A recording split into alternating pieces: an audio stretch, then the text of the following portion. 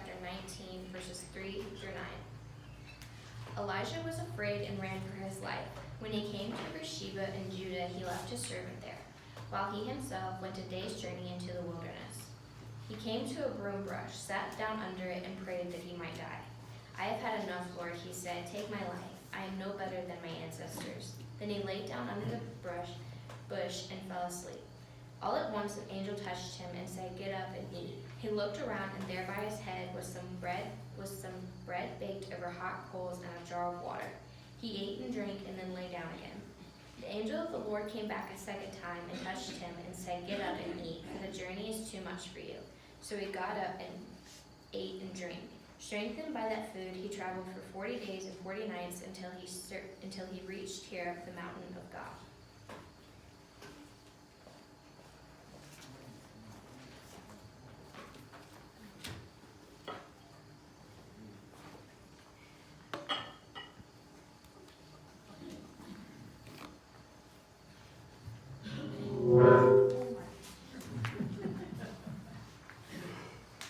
You good, Seraphine? Yeah. Okay, I'll start talking soon, then you'll know what to do. So Seraphine, are you having a bad day?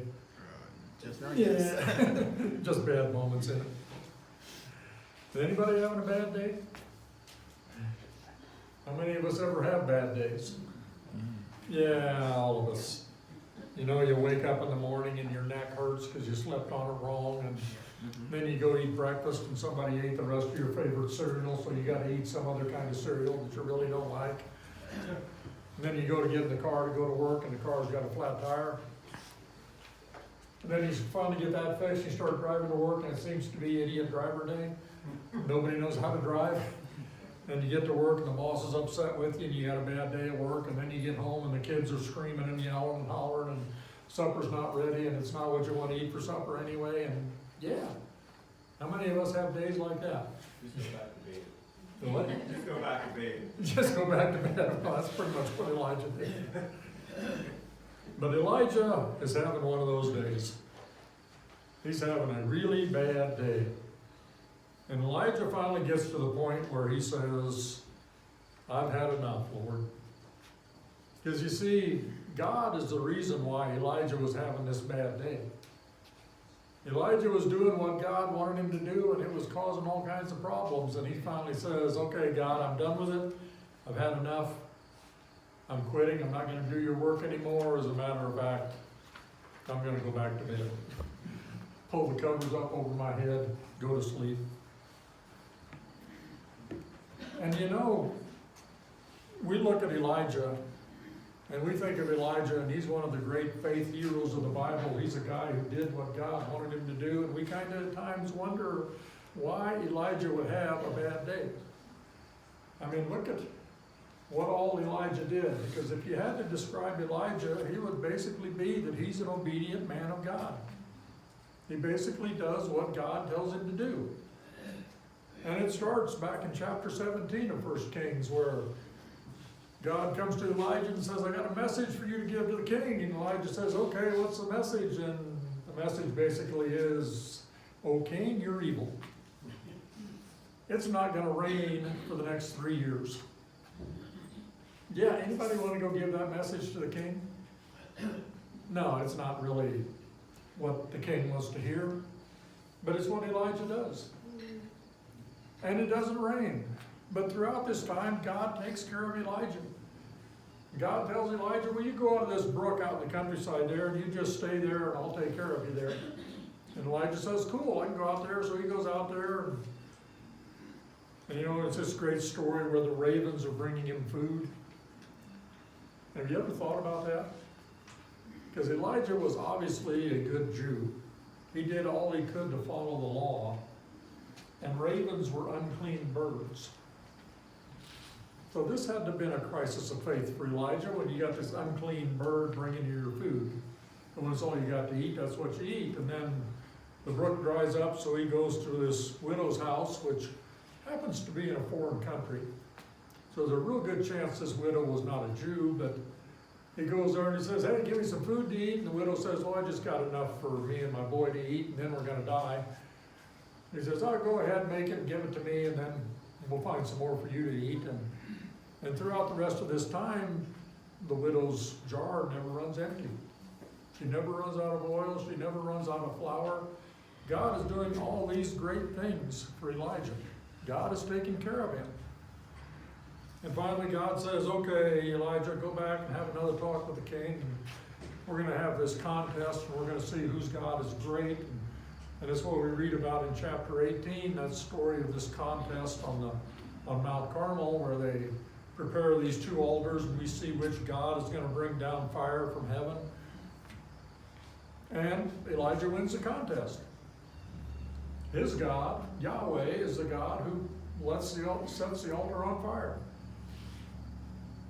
So yeah, again, God's taking care of him, God's doing everything for him, and then after this contest, Elijah kills all the prophets of Baal, and the 3-year drought ends. It starts to rain, and it's pouring down rain, and Elijah runs back to the king's palace, staying ahead of Ahab's chariot the whole way.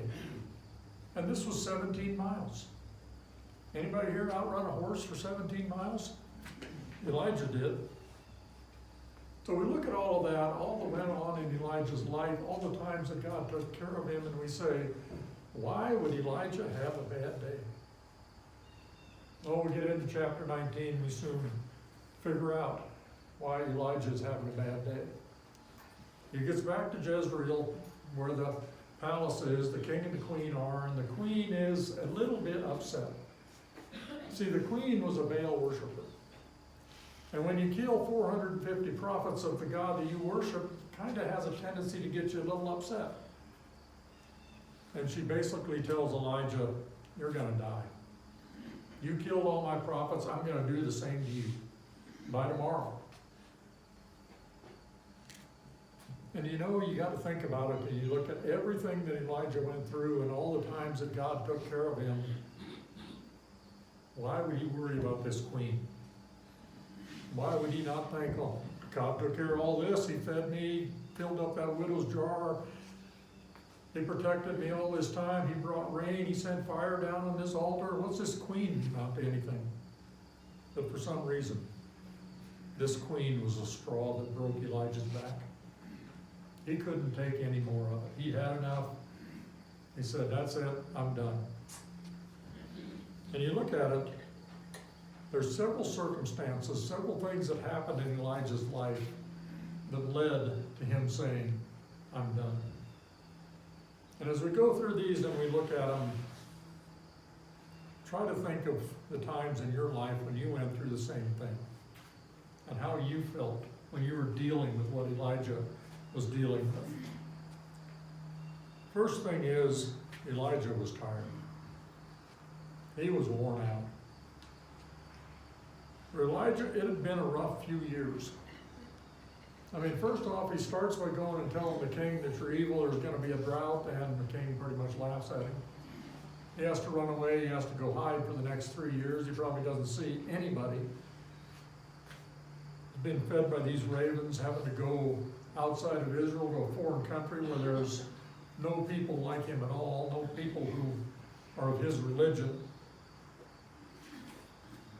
And then we read about this contest, and it just sounds all great and nice and easy and everything, but keep in mind, this was on top of a mountain. So everything involved in this contest, they had to haul up the mountain. They had to take a couple cows up there. They had to butcher them. They had to build these altars. They had to dig this trench. They had to haul all this water up here. And I've always wondered, where did they get this water in the middle of the ground?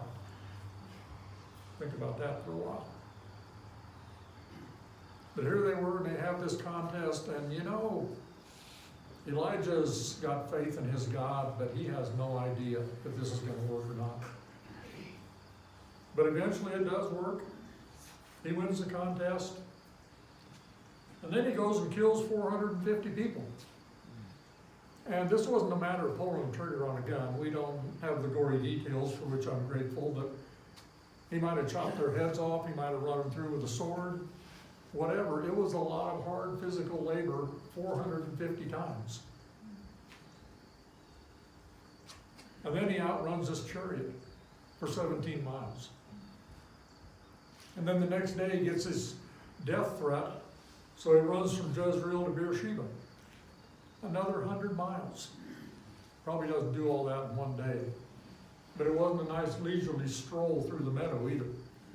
I'm sure he was trucking as hard as he could, as fast as he could, looking behind him all the time, worried about this queen coming to kill him.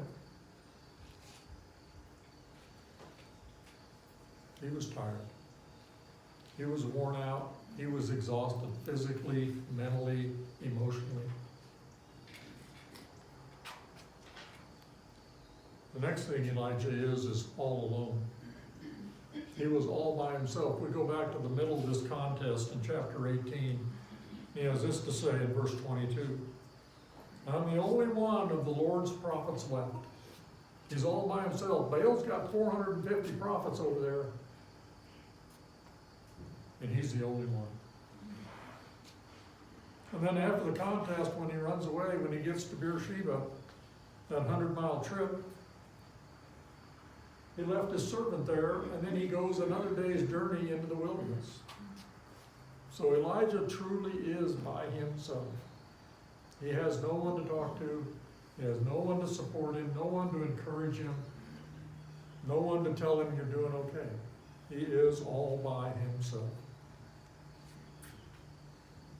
And the third thing about Elijah is he was full of self-pity. He was looking back over the past 3 years and he was thinking, yeah, here I was, God told me to go do this and I did this and it didn't work out. I'm no better than my ancestors. All these people, all these prophets that came before me, everybody who tried to talk to these people, they didn't get anywhere with them either. Here I was, I thought I was doing what God wanted me to do, and it didn't turn out the way I thought it would. All his hopes, all his dreams, all his ideas of what was going to happen, none of it happened because the people didn't change. The people were still worshiping Baal. The people were still disobeying Yahweh. And Elijah's probably sitting there thinking, well, God, I messed up. I must not be any good. Nobody listened to me. Nobody cared what I said. Nobody changed anything because of what I did. Sorry, God, I'm a failure. Anybody relate to that? Anybody have days when you're tired, when you're all alone, when it looks like nothing is working like it should work? Anybody feel like Elijah? Yeah, we all have days like that. The good news is that's not the end of the story. The story doesn't end with Elijah sleeping under this bush. Because while he's there, while he's sleeping, God shows up. In the midst of his depression, his discouragement, his disappointment, God shows up. And it's interesting to see what God does when he shows up. God doesn't criticize him. God doesn't condemn him. God doesn't say you're a failure. Instead, all God does is says, hey, here's some food and water for you. I know you need something to eat. I know you're thirsty. Go ahead, eat, drink, and then go back to sleep. And Elijah lays down again and he goes to sleep again. And eventually, God shows up again. And he's got more food and more water for him, but he adds a little something to it this time. Get up and eat, for the journey is too much for you. God is telling Elijah, okay, I'm here, I'm taking care of you, I'm providing for you, I'm giving you what you need, but you know what? You're not done working for me yet. You still got some work to do. There's something else to do yet. There's more I want you to accomplish in my kingdom. And he goes, yeah, get up, go to Mount Horeb, another 40-day journey. So, yeah, it's a long journey that he's been on. Mount Horeb, also known as Mount Sinai, where Moses met God. This mountain where God told Moses, tell the people not even to touch this mountain because it's where I am. Moses was the only one who could go up this mountain. It's where Moses got the law. It's where Moses got the 10 Commandments. It's where Elijah went to meet God, the mountain of God. And Elijah gets there, and God's got a message for him. And basically it is that God is not a failure. It may look like it. It may look like things aren't working out, but you know what? God says to Elijah, I'm still in charge. I'm still in control. I still know what I'm doing. And on that mountain is where God shows Elijah his power and his love. This other famous story that we hear often as little children in Sunday school. You know, Elijah's up there and there's this great earthquake and there's this wind and there's this fire and God's not in any of them. Then this still small voice is where God is. And yeah, don't dismiss the wind and the earthquake and the fire, because that was all what God did. God was saying to Elijah, this is what I am capable of doing. This is my power. This is my might. This is what I can do. But I don't want to scare you, Elijah. I'm going to show up in a small, still voice. A quiet voice. I'm going to come and talk to you because I care that much about you. And after this demonstration, after God meets Elijah, God says to Elijah, so I got some more work for you to do. I want you to go back to Israel. I want you to anoint this guy king, and I want you to take care of this guy, and I want you to do this and that. And oh, by the way, there's 7,000 faithful servants back there in Israel. You are not alone, Elijah. There's 7,000 of God's faithful servants waiting for you back there. So we look at Elijah and we think, you know, Elijah is one lucky guy. And when he's really bad, horrible, no good, terrible day, God shows up. And not only does God show up, but God provides for all of his needs. Everything he needs. Food, water, rest, encouragement, more people to be with him, more work to do because God's not disappointed in you. God knows you can still work for him, you accomplish things for him.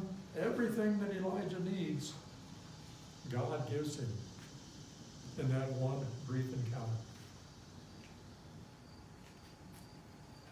Does God ever show up like that for us? When we're having a really bad day, when nothing is working right, do we see God working? Do we see God providing for us? Do we see God giving us what we need? I was thinking about this week, and one thought popped into my head. It's kind of like, you know, in that one instance, in one thing, God shows up. God reminds us of everything that he can do. God gives us everything we need, just like he did for Elijah. I'm talking about communion. When we celebrate communion, do we ever think that it's God providing for all of our needs? Think about it. Every element of communion, food, water, fellowship, celebrating with others, encouragement, because we know how the story ends up. We know that Jesus is resurrected. We know that we're going to be resurrected. Even rest, because God has given us a day to rest. God has told us to rest. Everything that Elijah needed, every problem he was going through, the same problems that we deal with, the same things that we go with, God deals with them. God gives us an answer to them in the simple act of communion. And as we often say at communion, do this in remembrance of me. So when we celebrate communion, do we remember what God did for us? Yeah, we often think about the suffering of Jesus, which is appropriate. But do we think about everything else? Do we think about God taking care of us like he took care of Elijah? And I soon realized that I couldn't stand up here and talk about communion without actually having communion. So we're going to celebrate communion today. But we're going to have a slightly different view of communion today. I don't want you to focus on the suffering of Jesus.